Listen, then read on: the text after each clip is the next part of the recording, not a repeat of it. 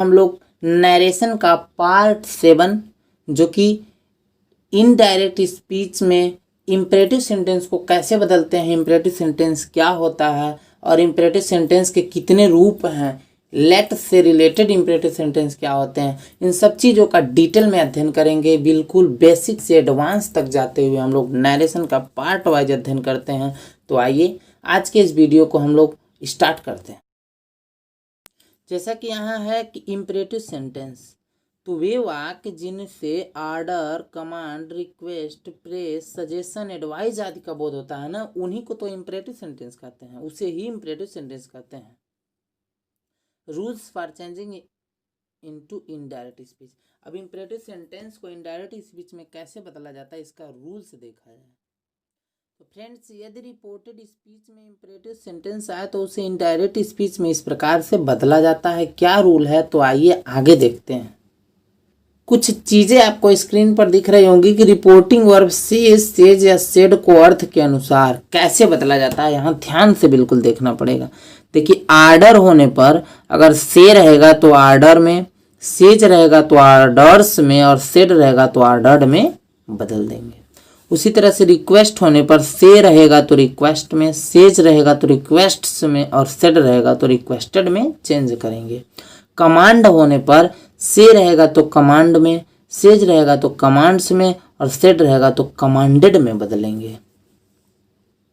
उसी तरह से बेग मीन्स होता है भीख मांगना। बेग रहने पर से रहेगा तो बेग में, सेज रहेगा तो बेग्स में और सेड रहेगा तो बेग्ड में चेंज कर देंगे। वार्न मीन्स चेतावनी, अर्थात चेतावनी देने की बात होए तो से रहने पर वार्न में, सेज रहने पर वार्न्स में और सेड होने पर वार्नड में चेंज करते हैं। सेम उसी तरह एडवाइज मीन्स सलाह हो रही तो से रहने पर एडवाइज में, सेड होगा तो एडवाइजेज में और सेड रहेगा तो एडवाइज्ड में चेंज कर देंगे। कुछ भी अगर आपको न पता चले कि क्या है तो आस्क्ड में आप चेंज कर सकते हैं। आपकी जानकारी के लिए यहाँ पर कुछ वर्ब्स दी गई हैं जिनकी हिंदी मीनिंग पता चल जाए तो आप इन्हीं वर्ब में ही ईडी जोड़कर बेग्ड वगैरह करके चेंज कर सकते हैं। जैसे बेग मीन्स होता है भीख मांगना, ऑर्डर मीन्स आज्ञा देना, रिक्वेस्ट मीन्स प्रार्थना करना या विनती करना, वार्न मीन्स होता है चेतावनी देना, इम्प्लोर माने होता है विनती करना या प्रार्थना करना, इन थ्रेट मीन्स होता है प्रार्थना करना या किसी वस्तु की मांग करना, थ्रीटन मीन्स होता है धमकी देना या भय दिखाना, अर्ग मीन्स होता है विनम्र निवेदन या विनती करना, कमांड मीन्स होता है आदेश देना या अधिकार में रखना और परस्यूड मीन्स होता है विश्वास दिलाना। इतनी मीनिंग है, आप इसको लिख करके अच्छे से याद कर लें ताकि इम्परेटिव सेंटेंस को पहचानने में और उसको वर्ब को चेंज करने में ज़रा सा भी परेशानी ना हो। तो आइए आगे देखते हैं क्या क्या और चेंजिंग होती है। तो आगे जैसा कि आपके स्क्रीन पर दिख रहा होगा कि इन्वर्टेड कामाज जो होता है ना, इसको हटा करके टू का प्रयोग करते हैं। जी हाँ, असर्टिव में दैट लगा, इनडायरेक्ट इंट्रोगेटिव सेंटेंस में क्वेश्चन वर्ड लगा, डायरेक्ट इंट्रोगेटिव सेंटेंस में आपका इफ या वेदर लगता था, लेकिन इम्परेटिव सेंटेंस में टू का प्रयोग करना है इंटरोगेटिव ये इन्वर्टेड कामा को हटा करके। थर्ड जो रूल बात कर रहा है कि इन्वर्टेड कामाज के अंदर यदि संबोधन के रूप में किसी नाउन का प्रयोग किया गया हो ना, तो उसे रिपोर्टिंग वर्ब का ऑब्जेक्ट बना लेते हैं। अगर जैसे इन्वर्टेड कामा के अंदर कोई नाउन हो, जैसे कह दिया जाए कि कम हियर मोहन, अब हम मोहन से ही ना बात कर रहे हैं तो मोहन को इधर का ऑब्जेक्ट बना लेंगे रिपोर्टिंग वर्ब का। यहाँ पर एक नोट आपको और मिल जाएगा कि रिपोर्टिंग वर्ब के बाद ऑब्जेक्ट रहे या न रहे, फिर भी इनडायरेक्ट स्पीच में रिपोर्टिंग वर्ब के बाद ऑब्जेक्ट का प्रयोग अवश्य करना चाहिए, क्योंकि इसमें ऑर्डर, एडवाइस जिसको भी दिया जाता है उसका नाम होना आवश्यक ही है। नेक्स्ट और है कि प्लीज़, काइंडली, सर, मैम आदि शब्द आएगा ना तो इसको हटा दिया जाएगा और जनरल रूल्स को फॉलो कर लेंगे। अब जब तक एग्जाम्पल नहीं देखेंगे तब तक और अच्छे से क्लियर नहीं होगा। तो आइए आगे देखते हैं एग्जाम्पल्स इसके। एग्जाम्पल में कि ही सेड, वह कहा, टू मी, मुझसे, क्या, सिट डाउन, बैठ जाइए। देखिए, सेड टू को ऑर्डर्ड में भी कर सकते हैं, सेड में भी कर सकते हैं और इन्वर्टेड का हटा करके टू, बहुत ईजी है, कुछ काम ही नहीं करना है।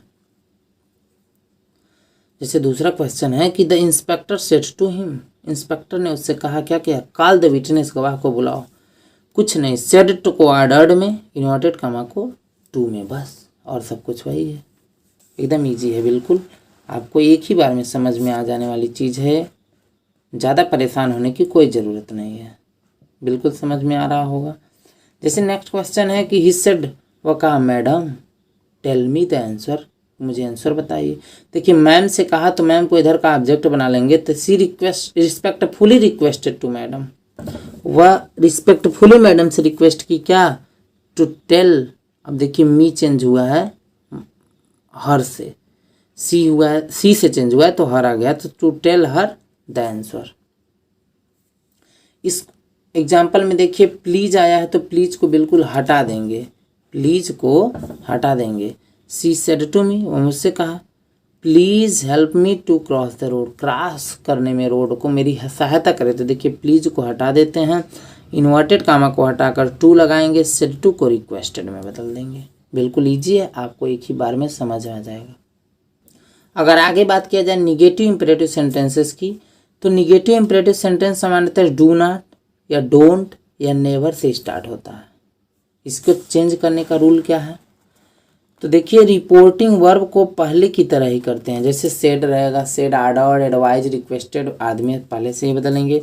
रिपोर्टिंग वर्ब के बाद जो प्रयुक्त इन्वर्टेड कामा होता है ना, इसको हटा करके पहले टू लगाते हैं, लेकिन अब नॉट टू का प्रयोग करेंगे निगेटिव में, और इसके बाद V1 का प्रयोग करेंगे वर्ब का। एग्जाम्पल आइए देखते हैं। जैसे ही सेड टू मी, वह मुझसे कहा डोंट ओपन द डोर, दरवाजा मत खोलो। देखिए सेड टू को आस्क्ड में बदल दिया गया, आर्डर्ड में भी आप बदल सकते थे, बिल्कुल कोई दिक्कत नहीं, और यहाँ जो इन्वर्टेड काम है इसको हटा करके नॉट टू लगा दिया गया।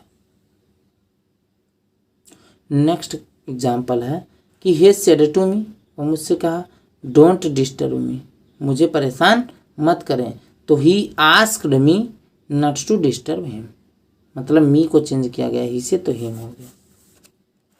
और भी एग्जाम्पल देख लिया जाए एक दो। जैसे द टीचर सेड, अध्यापक ने कहा students do not make a noise. देखिए स्टूडेंट से कहा तो स्टूडेंट इधर का ऑब्जेक्ट बन जाएगा,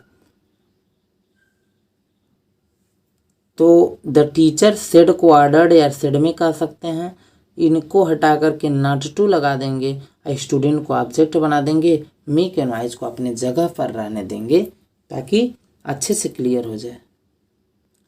अब आगे की मुलाकात एक नोट से होती है। नोट ये कहता है कि इंपरेटिव निगेटिव सेंटेंस को इनडायरेक्ट स्पीच में बदलने का एक रूल और भी है। इस रूल के अनुसार से को फॉरबिड में, सेज को फॉरबिड्स में और सेड को फॉरबेड में बदलते हैं। देखिए फॉरबेड मीन्स होता है मना करना, अर्थात ये खुद एक निगेटिव वर्ड है, तो ऐसी कंडीशन में हम लोग नॉट का यूज नहीं करेंगे, अर्थात देखिए इन्वर्टेड कामा को हटाकर ओनली टू लगाएंगे, नॉट टू नहीं, क्योंकि ये खुद निगेटिव वर्ड है फॉरबिड। इसका एग्जाम्पल देखिए और ज़्यादा इजी होगा। He said to me don't go out, देखिए सेड टू को फॉरबेड में बदल दिए, यहाँ पर ओनली टू लगा, नॉट नहीं लगेगा क्योंकि ये खुद कहता है, ही फॉरबेड माने वो मना कर दिया, मी माने मुझे, टू गो आउट माने बाहर जाना, अर्थात वो बाहर जाने से मुझे मना कर दिया, तो ऐसी कंडीशन में लगाने की जरूरत ही नहीं है। Don't spit in the classroom, classroom में मत थूकें, he said to the children, वह बच्चों से कहा, तो he asked the children, not to का यूज कर सकते हैं, और नहीं तो फॉरबिड लगाएंगे तो नॉट नहीं लगाना पड़ेगा, ओनली टू लगेगा। तो यहाँ तक क्लियर है सेकेंड रूल भी। आइए आगे भी देखते हैं क्या इंपरेटिव सेंटेंस। नोट नंबर 2 ये बताना चाहता है कि यदि इंपरेटिव सेंटेंस डू से स्टार्ट हो तथा डू का प्रयोग मेन वर्ब से पहले हुआ हो, अर्थात मेन वर्ब को इम्फेसिस माने मेन वर्ब पर जोर डालने के लिए, मेन वर्ब को दबाव देने के लिए उसका प्रयोग हुआ हो, तो इनडायरेक्ट स्पीच में डू का प्रयोग नहीं किया जाता है, अर्थात डू को हटा दिया जाता है। एग्जाम्पल से देखिए, ही सेड टू मी, वह मुझसे कहा, डू रीड द गीता, पढ़ो तो गीता, तो ही सेड टू को आस्क्ड में मी, और यहाँ ओनली टू लग गया और डू हट जाएगा, डू के बाद जो कुछ रहेगा, रीड द गीता है तो रीड द गीता वैसे लिखा जाएगा। नेक्स्ट है the SP said to the inspector do watch the situation, तो देखिए सेड टू को ऑर्डर्ड में बदल दिया गया, इसको हटा करके टू लग गया, डू हट गया, वॉच द सिचुएशन वैसे ही है। तो ये भी क्लियर हो चुका होगा आपको। एक एग्जाम्पल इसका और देखते हैं।